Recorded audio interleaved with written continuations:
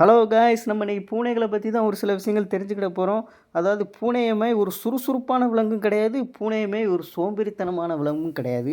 அதாவது பூனை சுறுசுறுப்பாக இருக்கும்போது இந்த மாதிரி தான் மரங்கள் ஏறும், சுற்றி சுற்றி ஓடி பிடிச்சி விளையாடும். அடுத்தால வீட்டில் வளர்க்குற பூனை நினச்சோம்னா நூல்கண்டு சின்ன சின்ன பொம்மைகளெல்லாம் நல்லா கைட்டை தட்டி தட்டி விளையாடும்.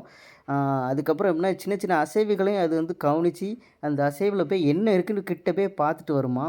அதே பூனை சோம்பேறித்தனமாக ஆயிட்டு அப்படின்னா நல்லா சாப்பிடும், நீட்டாக ஒரு 7 மணி நேரம் 8 மணி நேரம் தூக்கத்தை போட்டுரும். அதுதான் பூனையோட குணம். இதேமாதிரி இன்னும் நிறைய வீடியோவில் நம்ம இதை பற்றி பார்க்க போகிறோம். டேய் தம்பி, யாரா அது மரத்துல ஏறுது?